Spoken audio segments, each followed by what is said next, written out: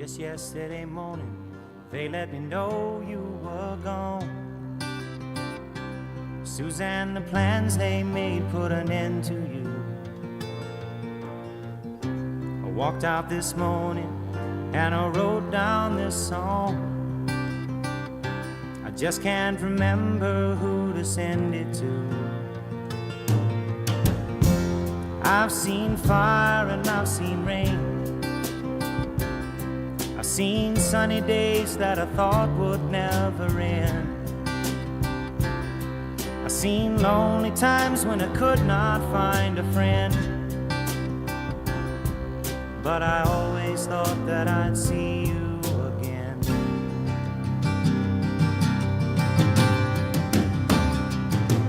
Won't you look down upon me, Jesus? You gotta help me make a stand. You just got to see me through another day. My body's aching and my time is at hand.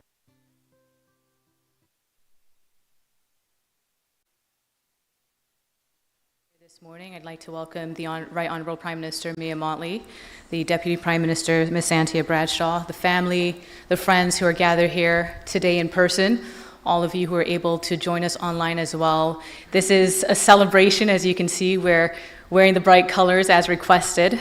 This is a celebration of the life of course, Joseph Hoyos Doc, as we all know and love him as Doc. And we're going to have a celebration of music, a lot of stories, and you know, one of my fondest memories of Doc is always a joke. I love a corny joke, and Doc always had a joke to share, which we can't share right now, but as you know, there are lots of jokes, and we are going to remember him as the bright person that he was. So we have a few remembrances and also a few musical numbers by people who would have worked with him throughout the years. He encouraged a lot of the arts, as you can see from the bouquet there. It's a celebration of music and all things that Doc loved. So firstly, thank you again for joining us here, and we're going to have his brother, Tony Hoyos, to welcome everyone as well.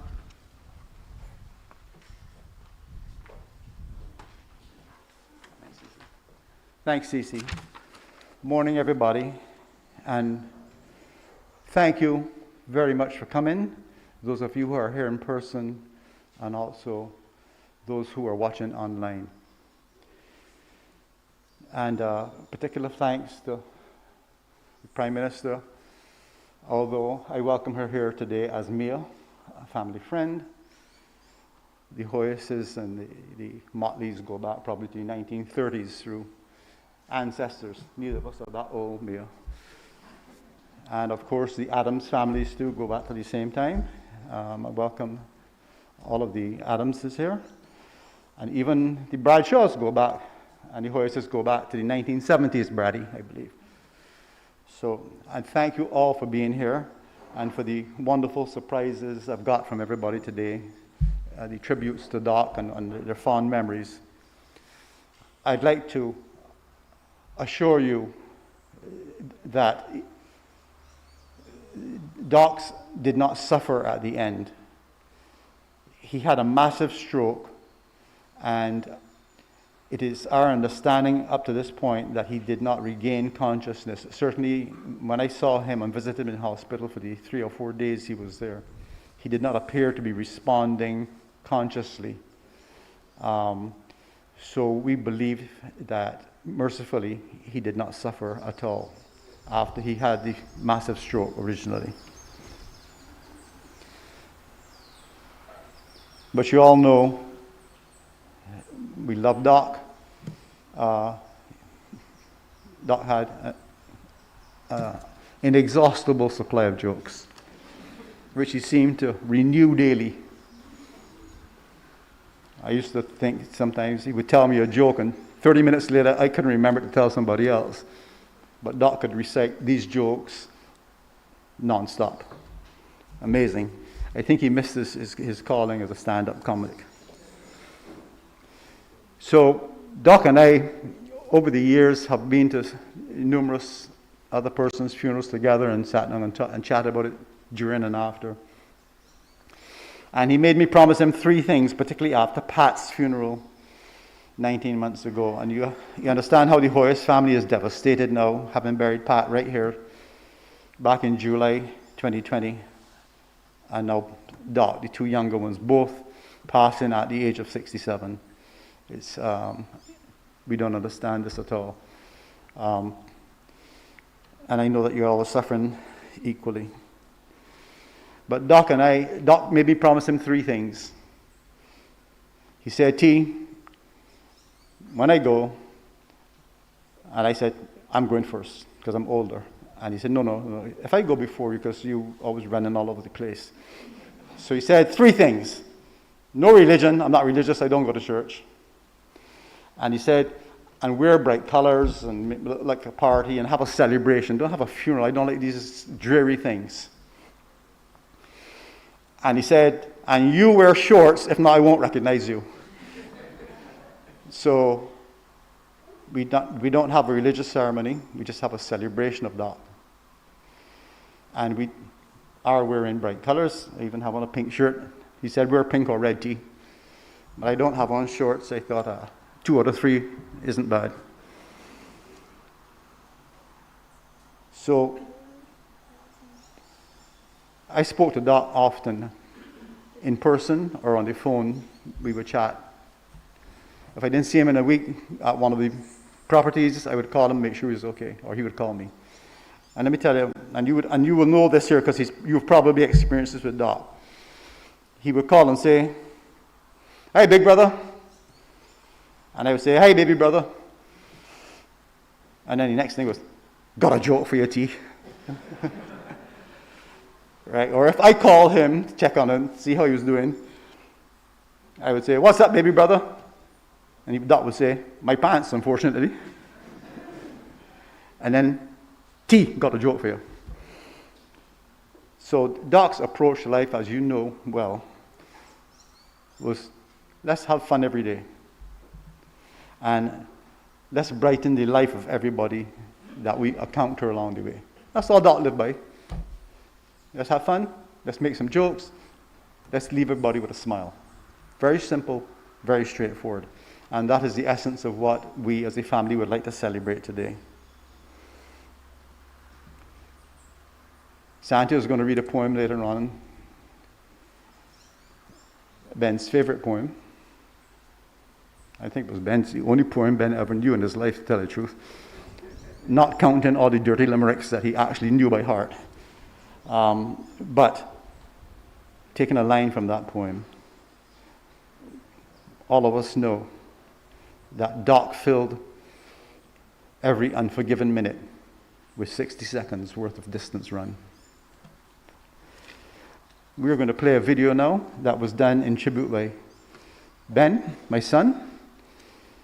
He's a budding film producer, and he produced this film last week in memory of his Uncle Doc. So Maxie, could you run that, please?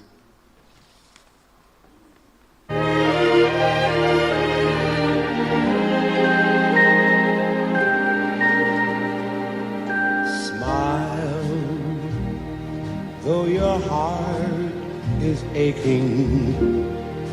Smile, even though it's breaking.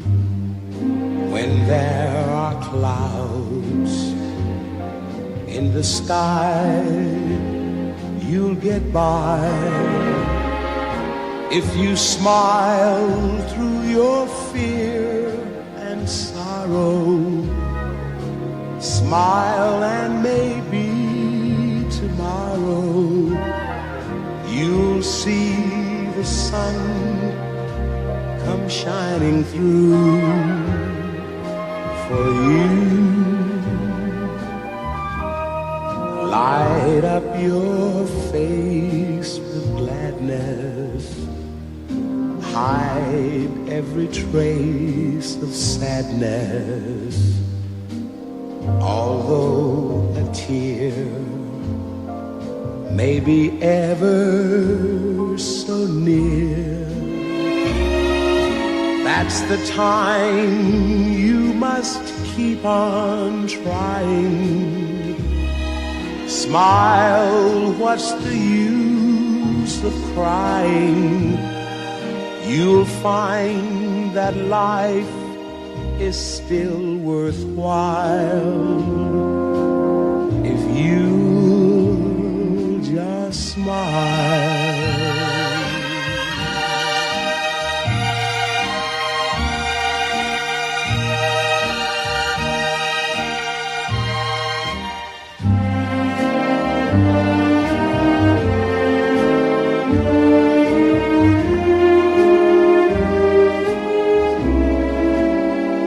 That's the time you must keep on trying.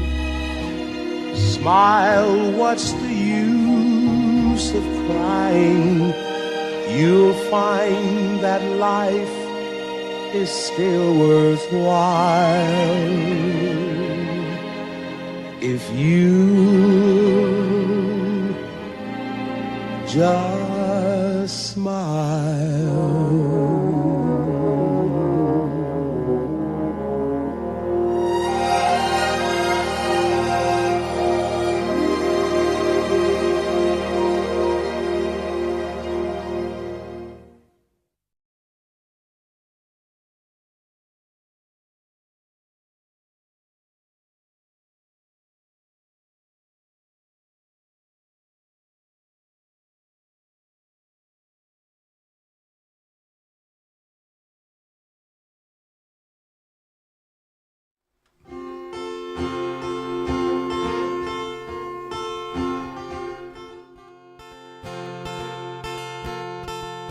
I'm just a poor boy, though my story's seldom told. I have squandered my resistance for a pocket full of mumbles, such are promises. All lies and jest, still the man hears what he wants to hear and disregards the rest.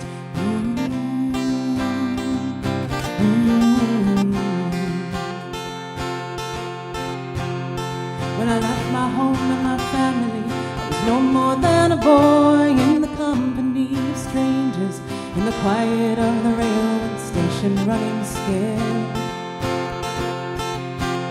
laying low, seeking out the poor quarters where the ragged people go, looking for the places only they would know. La la la.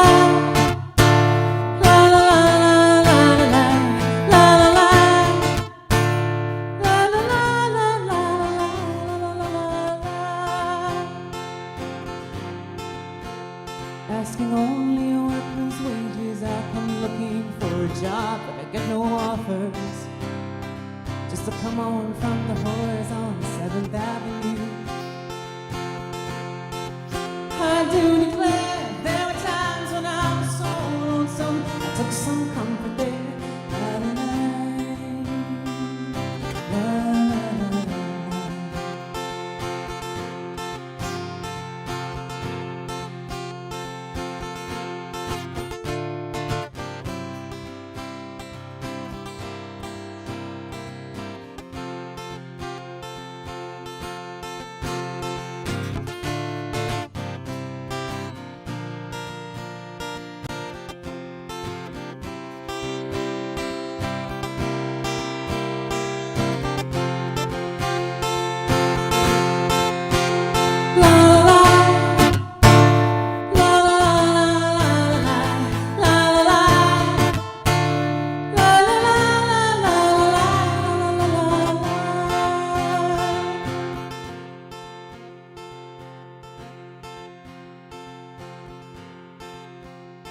When I'm laying out my winter clothes and wishing I was gone, going home, where the New York City winters are bleeding me,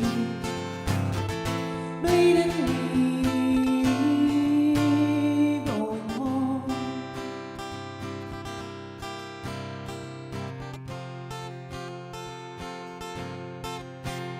In the clearing stands a boxer and a fighter by his trade, and he carries the reminders of every glove that laid him down or cut until he cried out in his anger and his shame, I am leaving, but the fighter still remains alive.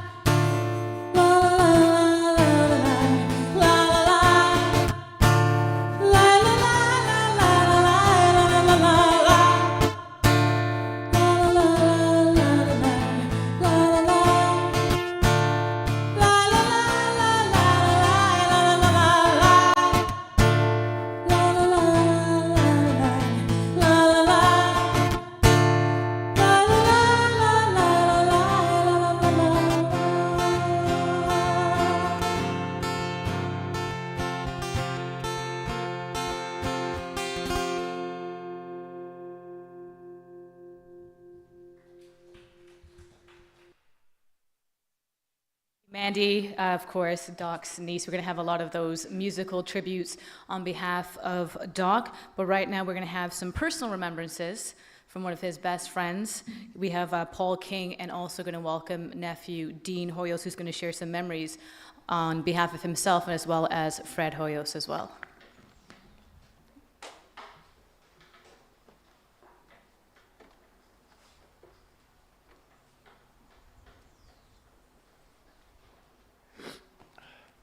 Good morning, everyone.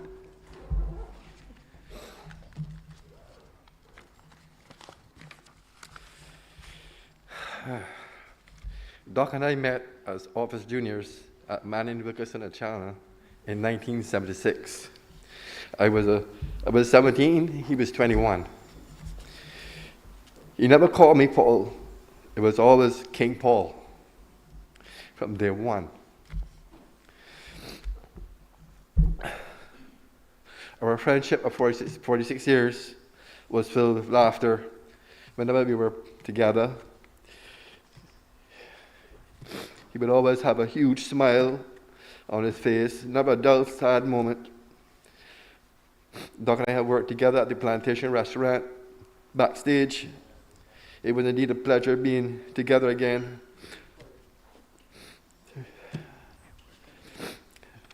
Work and play.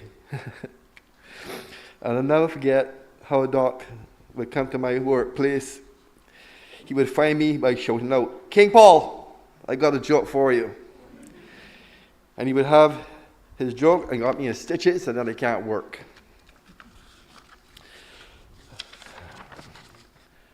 Doc was the kind of friend anyone could ask for. He was genuine, kind, and had a heart of gold.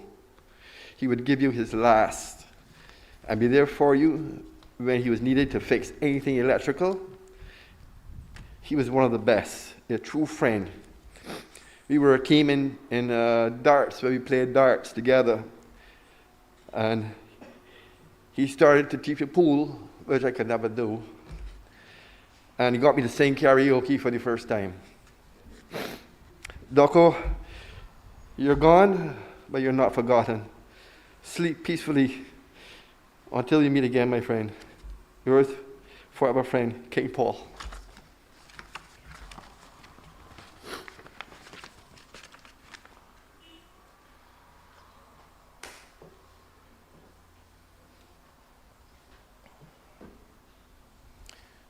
Hi, good morning, everyone. I'm going to share some notes from Fred Hoyos. I don't think I'll do it justice because they're written in his words, but I'll do my best. I just want to share a quick story on my Doc story, which was at my wedding many years ago, 25 years ago. Doc actually hit on my wife's sister. So I'll just start with that. So, yeah. This is from Fred. Hard head, but a soft heart. One of my earliest memories as a child is of me playing with Doc's model boat. He'd yell at me and say, "Come and learn." Rough exterior with a cool and joyful demeanor. This is what everyone saw. Always ready to help with a smile and a joke on hand. Doc was a quiet talker. If he was in the room, everyone knew. Thunderous laughter and loud conversations were his thing. I will miss him his ridiculous jokes that were always followed swiftly by his bright smile. He enjoyed making others laugh, especially the ladies. A walking contradiction, Doc was the shyest ladies' man ever. He was a tough man, always falling off ladders and cutting off fingers and landing on his head. This is why I was so sure that when he went into hospital, he would be okay. Doc was my uncle, but in many instances, he was also my friend and almost like a big brother to me. Always sincere, Doc was the world's most proficient liar. In one instance, we were late getting to an airport in Miami and needed to hustle our way through the priority lane to make the flight. I had priority access, but Doc didn't, but I still insisted on dragging him up to the flight attendant, as there was no line in security. With no pre-planning or collusion, I quickly said that he was my father, and the TSA lady looked over to him. Doc was like a deer in the headlights, and lacking any confidence in lying to the TSA, he muttered, "No English, no English."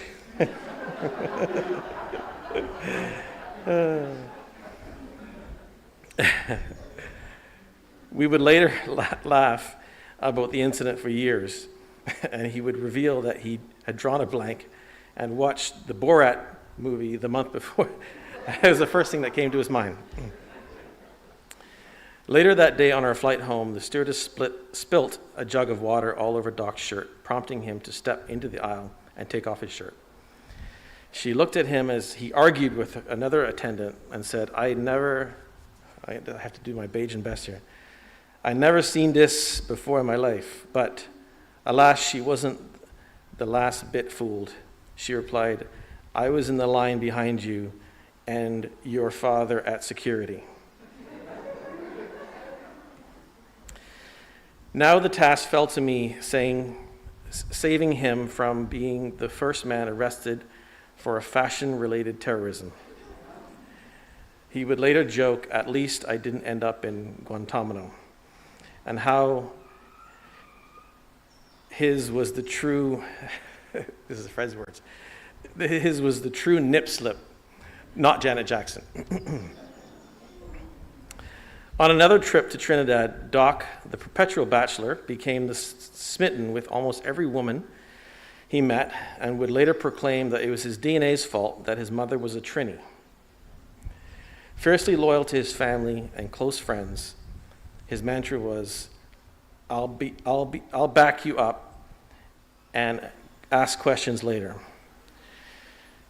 Doc would even sometime go as far as taking ultimate credit for my existence, claiming that it was his persistence in dating my mother's sister, Charmaine, that led to my father meeting my mother.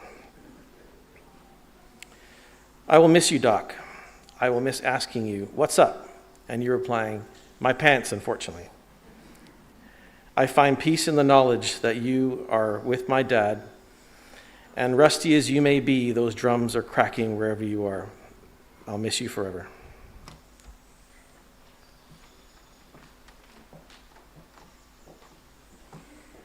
Thank you, Dean, Fred, and King Paul for sharing those wonderful memories.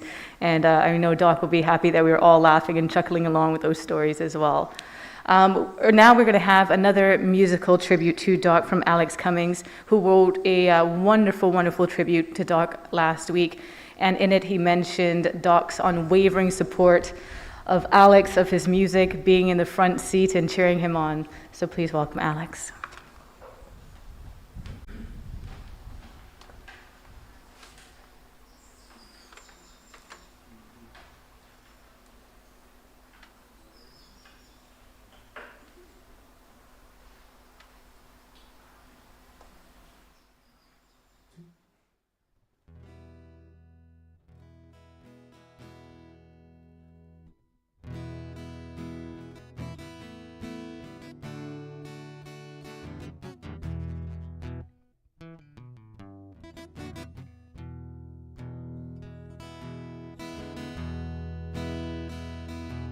Well, my child arrived just the other day. Came to the world in the usual way, but there were planes to catch and bills to pay.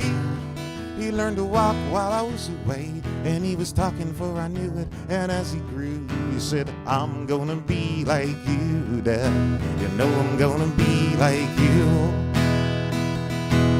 And the cat's in the cradle and the silver spoon, a little boy blue and the man on the moon. When you're coming home that I don't know when, but we'll get together there. You know we'll have a good time there.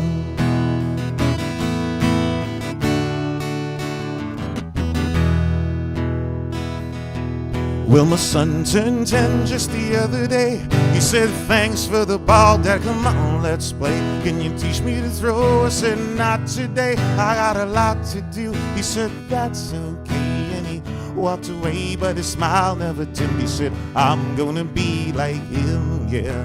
You know I'm gonna be like him. And the cat's in the cradle and the silver spoon, a little boy blue and the man on the moon. Oh, when you're coming home, that I don't know when, but we'll get together there. You know we'll have a good time there.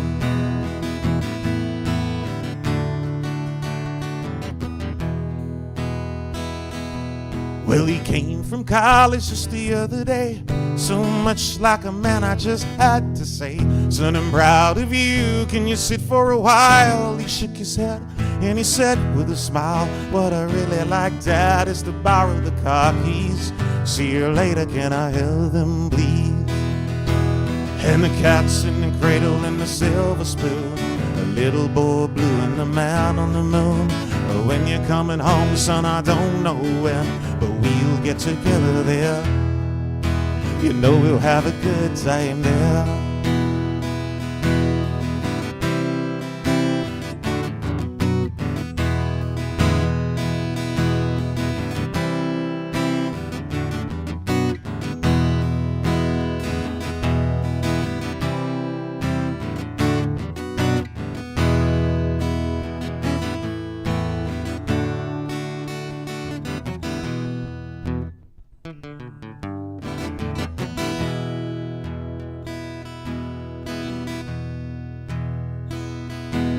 Well, I've long since you're tired and my son's moved away.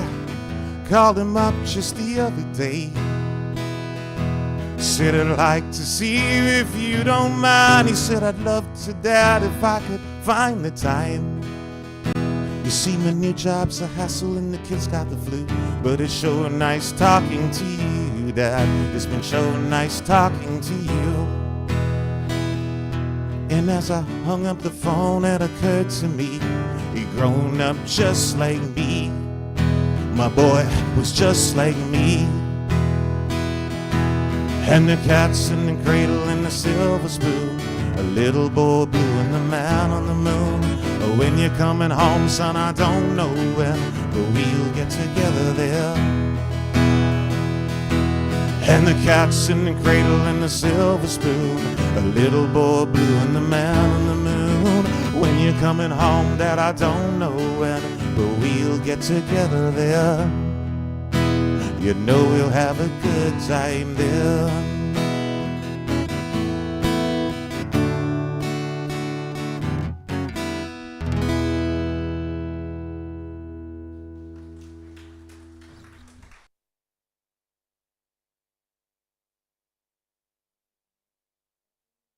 Tony would have alluded to a poem, one of Doc's favorite poems, and that's going to be read by longtime family friends.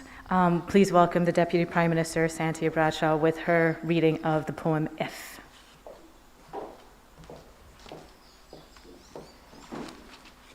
Honorable Prime Minister, distinguished ladies and gentlemen. Yes, I'm here in the capacity as Deputy Prime Minister, but also I feel as though I have been a part of the Hoyos family and will probably forever be a part of the Hoyos family. I will miss Doc dearly. I will not speak to the dirty jokes, which somehow others have escaped. But the truth is that, as everyone has said, you know, you could never talk to Doc without there being a joke, good, bad, or indifferent. And it's probably the one thing that is most memorable about him, but also the love that he shared with all of us. And I think I can speak on behalf of the entire family by saying that we are going to miss you dearly, Doc. I have the honor to share with you one of his favorite poems. As you know, Doc was part of the Brothers Band. More often than not, when you see the photos, you see perhaps Tony more often taking center stage, and I think more people are familiar with him as the songwriter, but also the musician. But Doc obviously played a very integral part in the Brothers as well. And I think for the entertainment fraternity, I must say that I think the Brothers have left an indelible ink on the landscape of entertainment in this country. And I hope that we can remember them in all that we do going forward, certainly within the cultural industries. The poem is called If, and it begins as follows. If you can keep your head when all about you are losing theirs and blaming it on you, if you can trust yourself when all men doubt you, but make allowance for their doubting too, if you can wait and not be tired by waiting, or being lied about, don't deal in lies, or being hated, don't give way to hating, and yet don't look too good nor talk too wise. If you can dream and not make dreams your master, if you can think and not make thoughts your aim, if you can meet with triumph and disaster and treat those two impostors just the same, if you can bear to hear the truth you've spoken, twisted by knaves to make a trap for fools, or watch the things you gave your life to broken, and stoop and build them up with worn-out tools.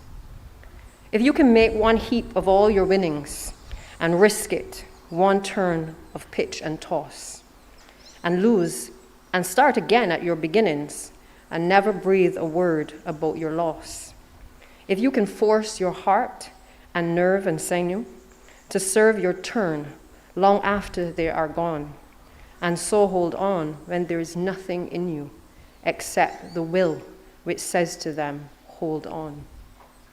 If you can talk with crowds and keep your virtue, or walk with kings nor lose the common touch, if neither foes nor loving friends can hurt you, if all men count with you, but none too much, if you can fill the unforgiving minute with 60 seconds worth of distance run, yours is the earth and everything that's in it, and, which is more, you'll be a man, my son.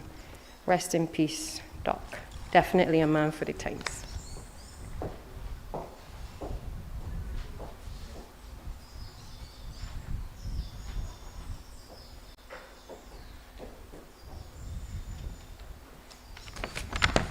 Thanks, Anne.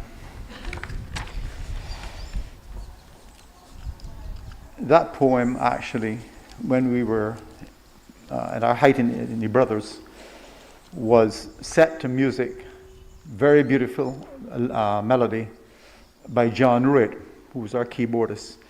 And he could not be here in person, but I'm pretty sure he's watching online. And we played that song, and ever since then I've been telling John we must record that, we must put it out so everybody else can enjoy it.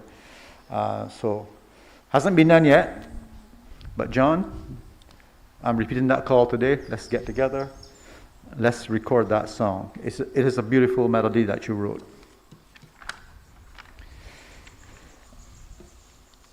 You know, when we started playing in bands, I think our first gig, I was 15 years old, and Pat was 13. And as soon as Doc got into his teens, we dragged him into the business. Not unwillingly, of course. And can you imagine, in those days, we would be playing at discotheques. Chief among them, Mary's Mustache, Cat's Whiskers, for those of us that can remember those things. And I was 17 when we were at our height. Pat was 15. Doc was 13 years old. And I think Greg is going, in his eulogy, is going to have some amusing incident from Doc's mouth from back then. But can you imagine a time when parents will be happy to say to their kids, okay, see you later. We'll be gone playing from, I think we started at 10 p.m. and we played straight through until 3 p.m. in smoky joints. And we were right in the middle of our teens. Our fourth band mate in those days, that band was called the Saints. And the name came about because Pat and I looked in the mirror and obviously we were angelic, so the Saints came about. I think it was a TV show or something at the time. But the old man of the group was Steve Koja, and he's probably watching today. Steve was 18 years old, and that seemed really ancient to us, but he kept us on track. He was the only one that could drive legally at the time. I was driving, but it was not legal. And in those days, that band, the Saints, we had a young lady that sang with us. Her name was Wendy Heel. She had a beautiful voice. She still has a beautiful voice. Wendy has remained a good friend over the years. We don't see each other very often. She lives in Canada. But when I communicated to her that Doc had passed, she wrote this beautiful tribute that I'd like to read for you now. You don't need the speckies for this.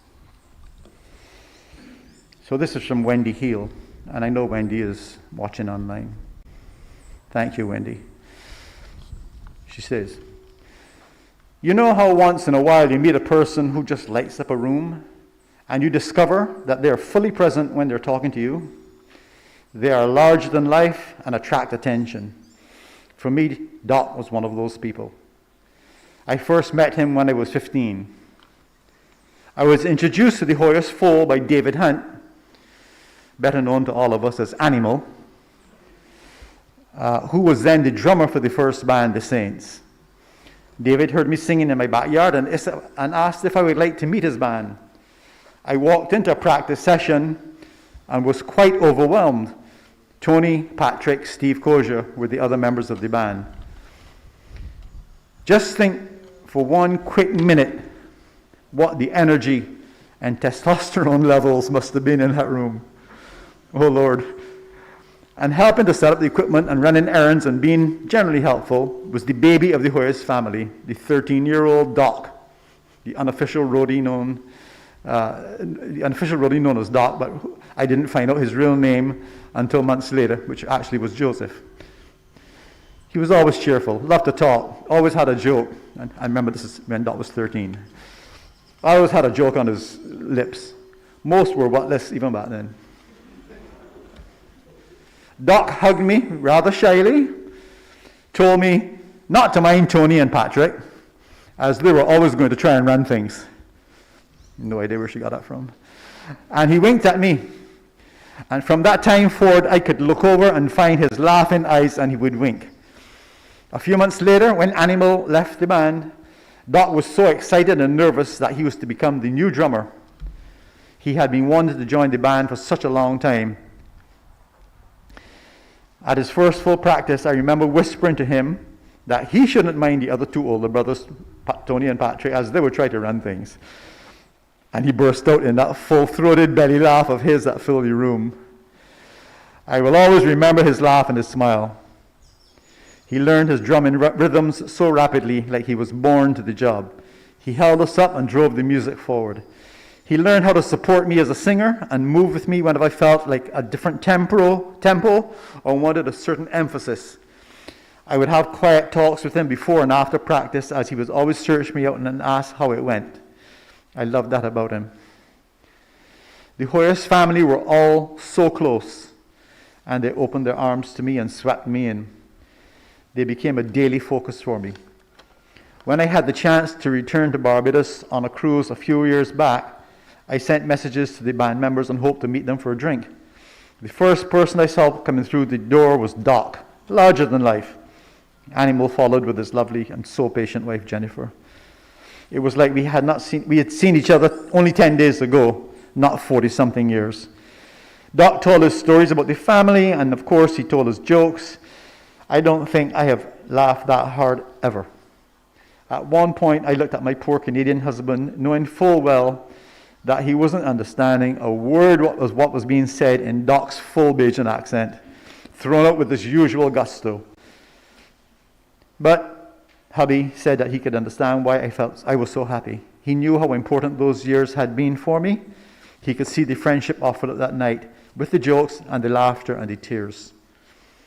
It all filled my soul. And Doc had not changed over the years. I could still see the bright young man with the shining eyes and the wordless jokes.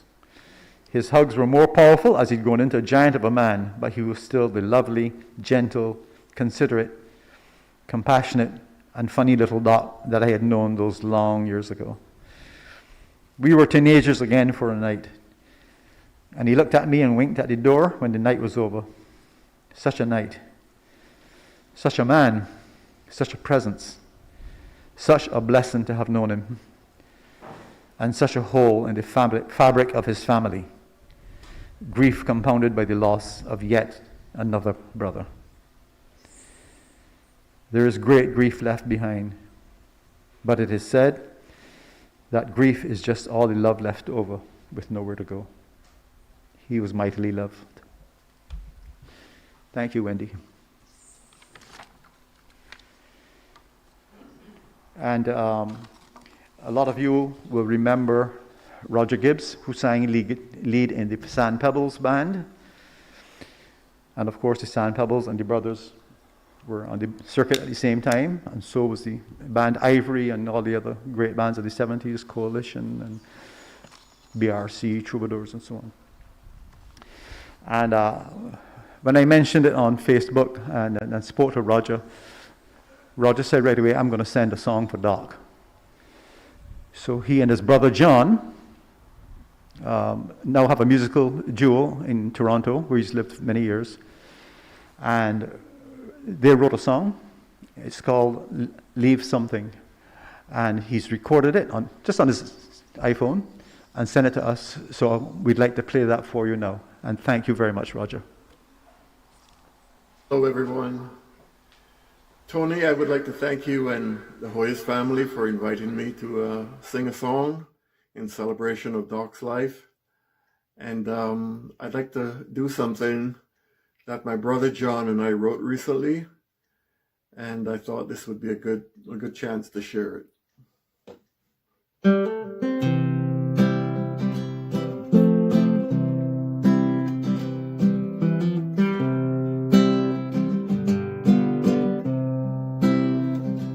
When I was born and when I see the earth below, you left to me.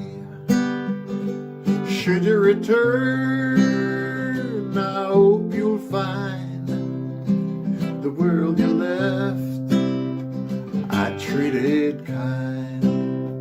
Leave something there, don't take it all. Let me know the game. Don't take the ball, the flower, the fur, the fish, the dove. Leave something free for me to love, the way it was the time before. Leave something pure for me to know. Leave something good for me to keep, that when it's lost, I too may weep. Leave something fresh for me to breathe, that when it spoils, that I too may grieve. Leave something wild, for goodness sakes. It's not just there for you to take.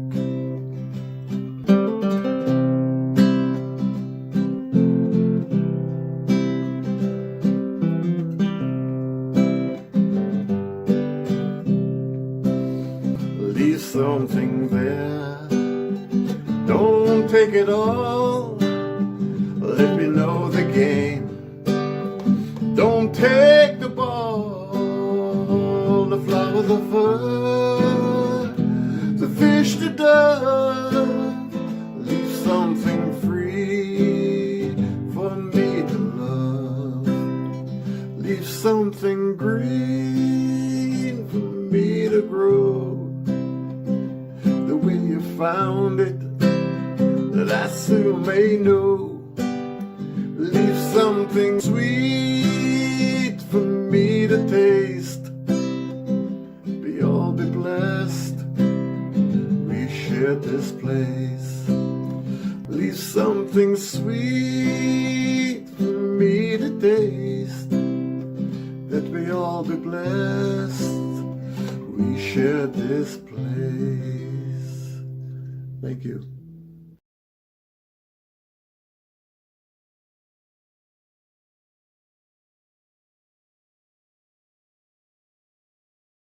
Roger Gibbs. If you're interested, there's quite a few videos on YouTube of the Sand Pebbles with Roger singing lead, some classic Bajan songs. Earlier on, I said that the video tribute was made, and Doc has been on my mind, as you can understand, for the last 10 days, constantly. And I said the video tribute was made by my son. I said Doc by accident. Of course, it was made by my son, Ben, who was named after his grandfather, Ben Hoyos. His real name is Benjamin. And so I just want to be sure I correct that. You know, my mom and dad produced 5 boys. And my dad used to joke that he was aiming for a full cricket team because he was, Secretary of the Cricket Association, said, going for the full 11. My mom said at the end of 5, declaring this inning closed, buddy. 5 is enough, especially they'll all be such big babies. I still have 2 brothers left, Dexter and Greg. Dexter could not be with us today. He lives in Australia. I know he and Jan and their daughter Camilla and the rest of the family will be watching from Australia. So hi guys, love you. And I'm going to state right here now that I'm not going to bury another brother too soon. So I'm dependent on the 2 of y'all guys to live for a long time. Dad lived to 96. Have a word with the man upstairs. But to read his personal eulogy to our baby brother, Doc. Here's Greg.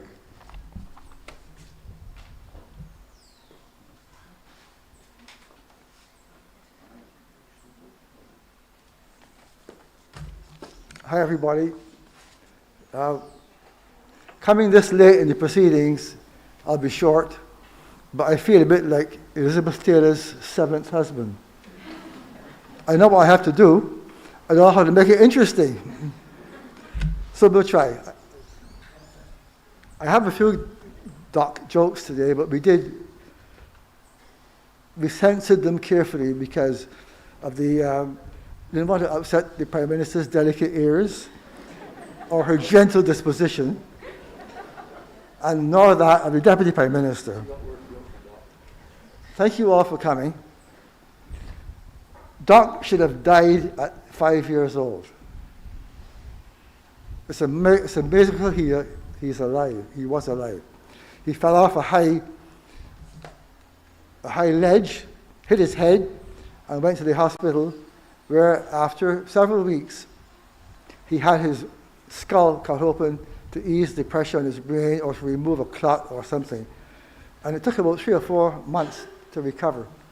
For a long time, we didn't think he was going to recover. So we almost lost him, and he survived to be the Doc that we know and knew. So before that, Doc was the only Hoyos at Harrison College to get licks. He messed us all up. But Tony feels that the headmaster, Tank Williams, his heart wasn't in it, so Doc got off pretty lightly. Doc never did A-levels. He was too busy with his hands. And Tony and his wife at the time, Donna, convinced him to go to Miami to study electrical engineering and refrigeration, which he did. And he became an electrician. And his only problem was that he never charged enough. We kept trying to tell him to raise your prices, but he never did. He refused to. But we all know about Doc's jokes. And here's one I think I can tell, which he sent to us. It's a little boy and a little girl looking at their individual parts and comparing them. And the girl says, wait a minute, you have a Wi-Fi antenna. And the boy says, yes, and you have a USB port. So we all know that Doc enjoyed his days as a drummer for Brothers. The brothers of the band which influenced and impressed many people, including by her own admission, a young Mia Motley, before she was Prime Minister. And here's an aside that no one knows. The brothers heard me sing one day, and they said no. They don't know what they missed.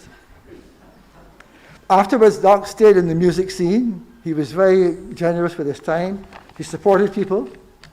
He went and saw many acts and many encouragements he gave. In fact, the amount of people we have here who are musicians who have come is a tribute to his own generosity, and more would have come. Doc was an innocent in many ways. He was unhappy and unlucky in love. He carried some deep hurts that none of us ever saw. We saw this, but underneath there was another part of Doc that very few of us saw. And only recently, last year, when I was here for my son's wedding, I spent an hour with him over a couple of beers, and he was telling me how hurt he was. But it was good that no one ever listened to that part of Doc, and I was glad I was able to do that. He and I shared a love of tennis, and we teamed up for doubles on many occasions. We had an unmatched record. We never won a single match. Unbeatable to this day, that record. But he knew, and I knew, that I was the passenger on that team. We knew that. And later in life, of course, his whole idea was that he loved sailing, big boats and small boats. He loved that when he was messy on the water. In summary, everybody has stories of Doc. Some will share them and some won't. But there is one constant. Doc was Doc. What you saw was what you got. He was kind, smiling, unreconstructed, and unapologetic. Here's a last story that was I call it a Doc joke. It's Johnny and friends in school. And the teacher, it's a hot day, the teacher's wearing a low-cut blouse. And she sees Johnny laughing. She says, "What are you laughing at?" He said, Miss, I just saw your brass strap." So she's annoyed. She says, "Oh, get out of my class. You're banned for the rest of today. Goodbye." She turns around, and Billy is laughing. She said, "Billy, what are you laughing at?" He said, "Miss, I just saw both your brass straps." She said, "Out. You're out for the whole week. Get out of my class." As Billy is leaving, he knocks over a pencil. She bends over to pick it up, and Deshaun gets up and walks out. And she says, "Where are you going out?" He said, "Miss, what I just saw, I am expelled." That's a Doc joke.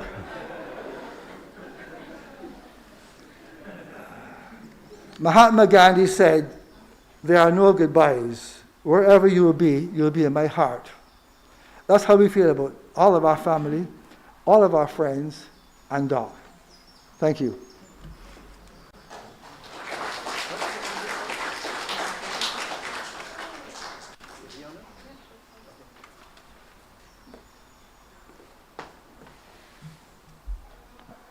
A good friend of ours, Philip Seven, you know him as the lead singer of Masala, and also the gentleman that has the de facto wedding song in Barbados.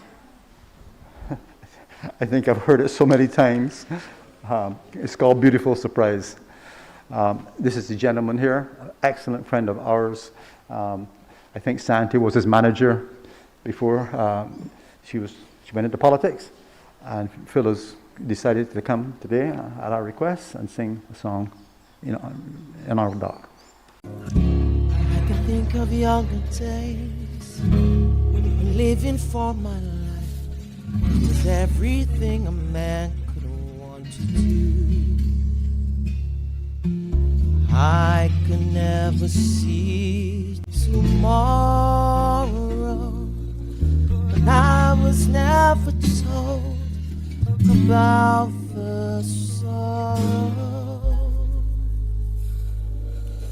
And how can you mend a broken heart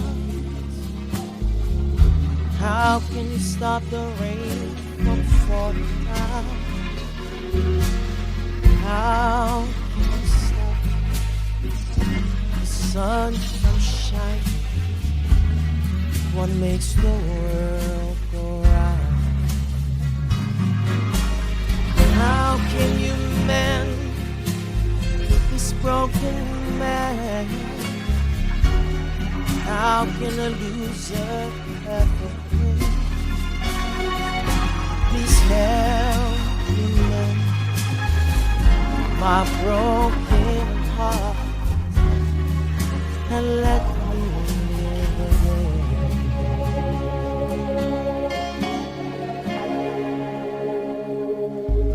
I can still feel the breeze that rustle through the trees. Misty memories of days gone by. We could never see tomorrow, and no one said a word about the sorrow. And how can you mend a broken heart? How can you stop the rain from falling down? How can you stop the sun from shining? What makes the world go round? How can you mend this broken man? How can the loser ever win? Bringing his hand and help me mend my broken heart and let me live again. How can you mend this broken man? How can you mend the sun ever win? How can you win? Please help me mend my broken heart and let me live again. And let me live again.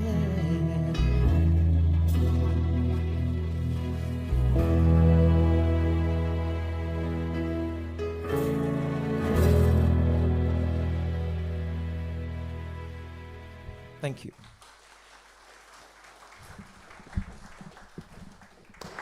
Amazing, Phil. Thank you. Beautiful song, too.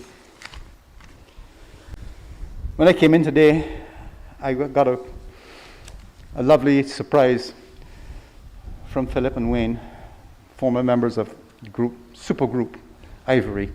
Again, in the 70s, these were the guys that we played many gigs with. We had fun. In fact, Patrick and I both played with Ivory in their early years when they were still the Merry Boys. And so we go a long way back with these guys. And when I came here today, they said, well, Ivory has recorded a tribute to Doc. Doc also worked with them, and we've been friends all over these years. I haven't seen it yet, but it is a newly recorded version. The guys just got together and produced a new rendition of their very beautiful ballad, When You're Not Around, which is one of my favorite songs.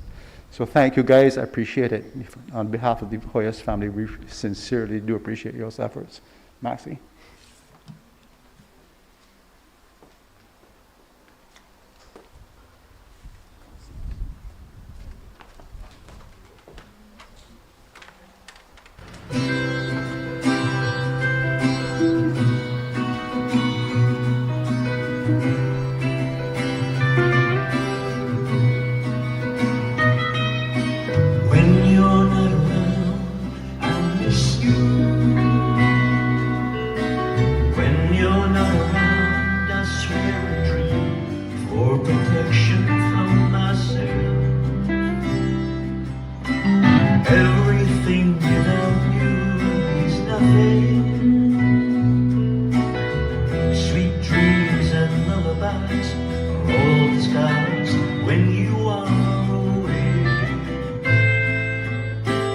When you are away, I'm lonely. When you're not around, everyone looks the same, and time fades into a world, and hours fade into days without you, without you. I'm lonely without you.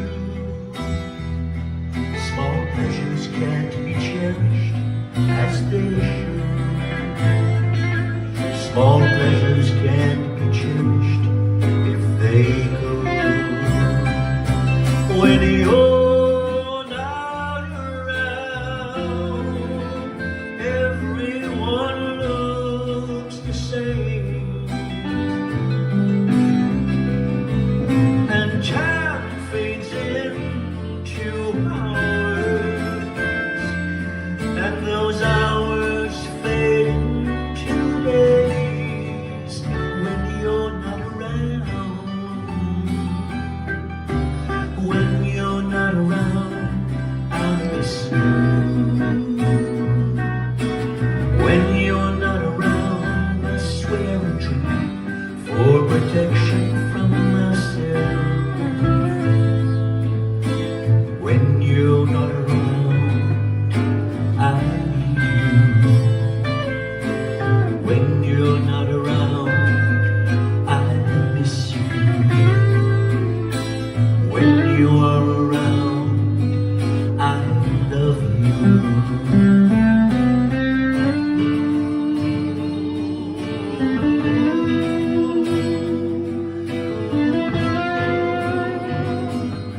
When you're not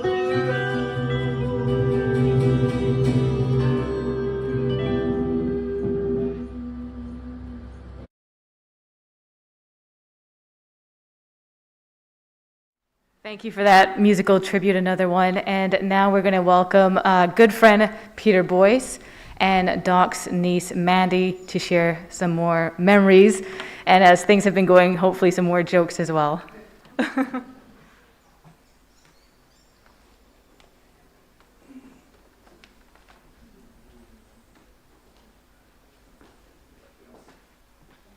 Good morning.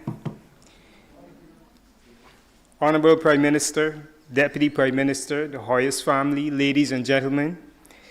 Joseph Cecil Hoyos, affectionately known as Doc, was a man of many talents. He was a gentle, quiet giant of support behind the scenes of the entertainment industry. Whether as a drummer with the local band Brothers in the early 1970s, churning out many popular hits of that decade, or working behind the scenes at a Plantation Garden Theatre, assisting in staging local quality productions. Doc was an electrician by trade, but he also used his electrician skills to work with the entertainment industry, creating electrifying shows at the plantations. And not only was he an electrician, but he was a jack of all trades. If there was any crisis backstage, you could depend on Doc to fix it. And included in his many talents, as you would have heard, he was also an undercover comedian who was known to keep persons lively with his risque comic contributions. So as Doc would say, I got a joke for you. This is a Doc joke that he would do. Two men broke into a drugstore and stole all the Viagra. The police put out an alert to be on the lookout for two hardened criminals. So since Doc specialized in risque jokes like that, I think that going into the great beyond, he's probably going to be looking for something different. So this is something here that I think that Doc would probably look to use. Shortly after tying the knot, a young married couple started arguing over who should make the coffee. So being a good Christian woman, the woman went to the scriptures for her answer. And she said, the Bible specifically stated that men should be the ones to make the coffee. So the man was puzzled, and the husband asked, so where in the Bible does it state that? So very confidently, the wife opened her Bible and said, right here in Hebrews. So since I know Doc specializes in risque jokes, he's going to probably need to take that one to the great beyond. So we don't mourn Doc's passing, we celebrate his life. Doc will be sorely missed. And in the lyrics of a brother's song, Doc, put on your wings and fly. Thank you.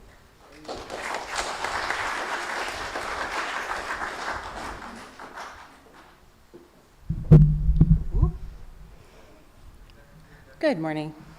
I'm going to take off my shoes. Uncle Doc would have laughed at that.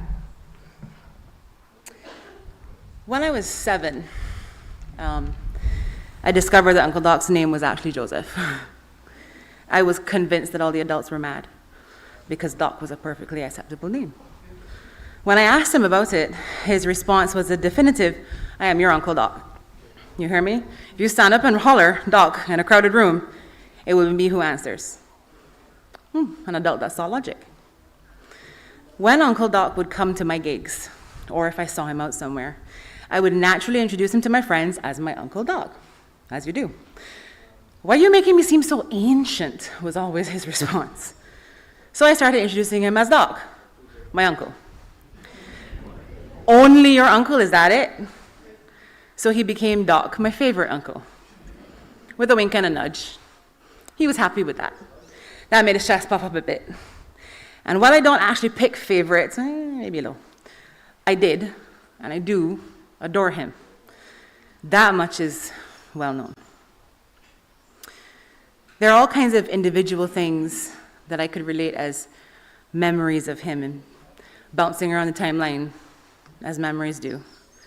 As we all know, Doc's love language was telling jokes and laughing riotously at himself while he told them. He was lightning quick with a dirty joke, and that's one of the first memories I have of him. He did not care a whit about censoring himself, which meant that as a young child and a wannabe rebellious adult, I was like, ooh, sparkly eyes. Doc playing drums in Tony's basement at band practice, or playing that little tiny drum set with Daddy and Tony at the lamppost bar because the space was far too tiny for a drum set. Doc listening to someone playing a whole song, band and all, and knowing exactly which string on which guitar was sharp or flat, even by a little bit, and he was always right. I can't sing, but my ears don't lie, was what he would say. Doc would show up randomly at a bar or a dive where you happen to be, and then, hang on, I lost my spot.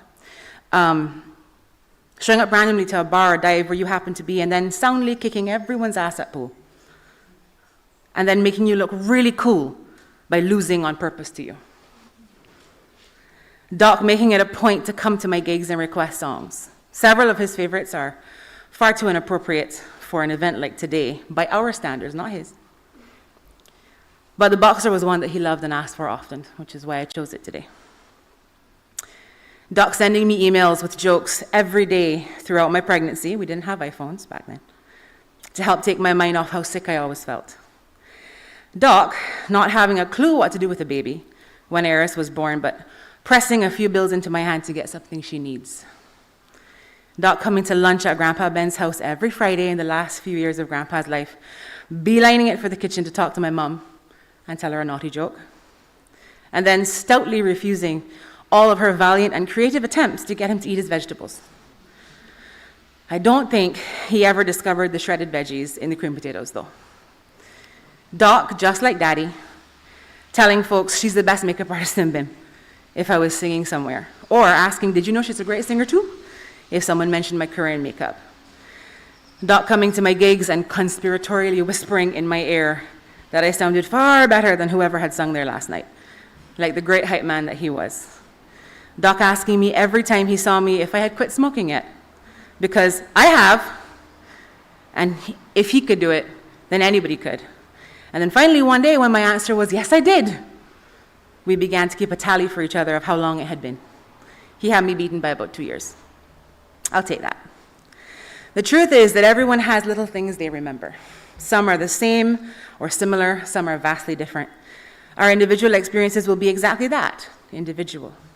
What remains then, and what is constant, is how that person made us feel.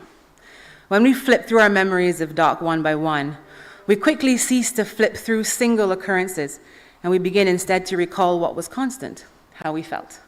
Mischief, belly-deep joy, gleeful irreverence, hype, unwavering loyalty, fierce pride, true humility.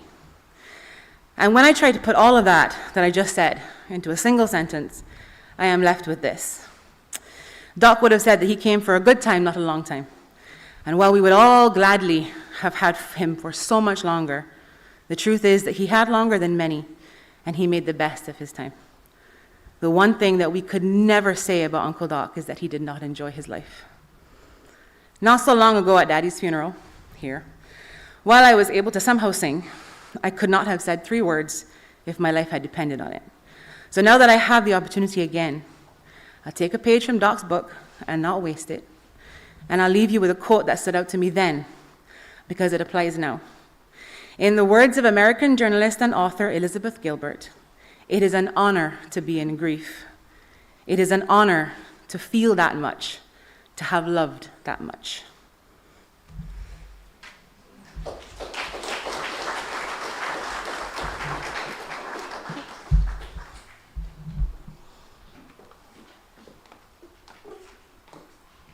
Thank you, Mandy. I'm going to share one of my stories about Doc. I remember I was out with Pat, and I saw this guy, sizable guy coming towards us, and Pat says, "Okay, Cece, just, bear with him," not knowing that I too love a good dirty joke too. So those are some of my memories, lots of Pat, and of course, the humor of Doc, and I think he'd be very happy to know that tears were shed, but I think we laughed more and shared more wonderful memories than we did cry and have sorrow, which is what this is all about, a celebration of Doc. So I think that he would be very, very pleased that we accomplished his goal.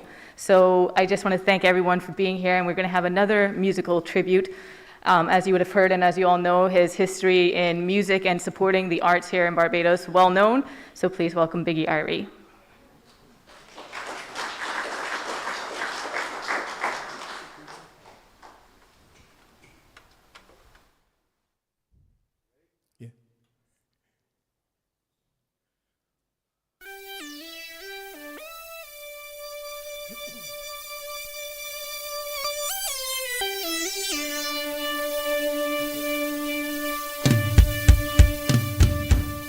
I think of love and I think of life, and you're always around. Life can be such a sweet paradise, and you're always around. I live for love and I live through life, and you're always around. Life can be such a sweet paradise, and you're always around. Things will come and things will go. Our love will last forever, you know. I live for love and I live through life, and you're always around. Just thinking of you is such a sweet paradise. Yeah, you're always around. I live for love and I live through life, and you're always around. Distance separate us sometimes, but I know it's only in our minds. Yeah, yes. When I think of you, it's a paradise, 'cause you're always, yes, you're always there when I want you, always there when I need you, always there when I want you, always, yeah. Whoa, whoa, whoa, yes, you're always around. live for love, and I live through life, and you're always around. When I think of you, it's a paradise, yeah, you're always around. Distance separate us sometimes, but I know it's only in our mind, yeah. When I think of you, it's a paradise, 'cause you're always, Doc, you're always, always there when I want you, always there when we need you, always there when we want you, always, yeah. Whoa, whoa, whoa, ah, yes, you're always around. When I think of you, it's a paradise, yes, you're always around. I think of love, and I think of life, and you're always around. When I think of you, it's a paradise, you're always around. Think of love, and I think of life, and you're always around. When I think of you, it's a paradise, yes, Doc, you're always around. Thank you.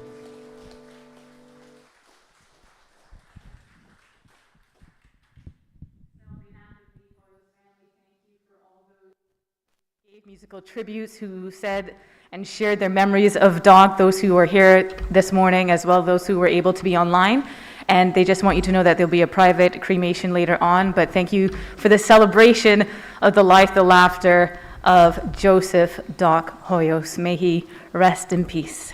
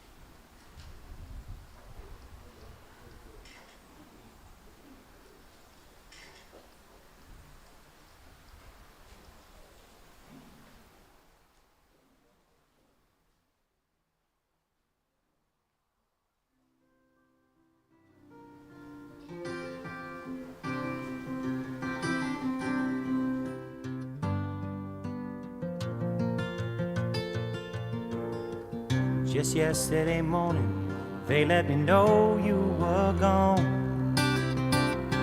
Suzanne, the plans they made put an end to you. I walked out this morning and I wrote down this song. I just can't remember who to send it to. I've seen fire and I've seen rain. I've seen sunny days that I thought would never end. I've seen lonely times when I could not find a friend. But I always thought that I'd see you again.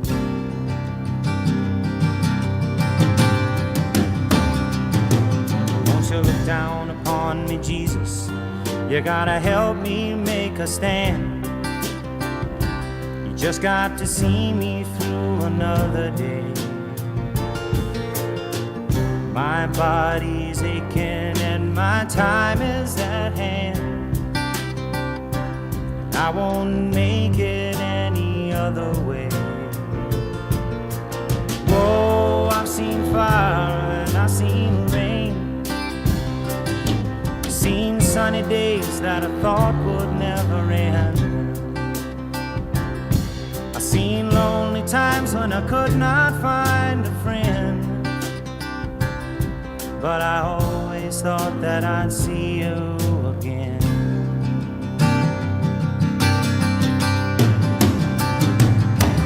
Been walking my mind to an easy time, my back turned towards the sun.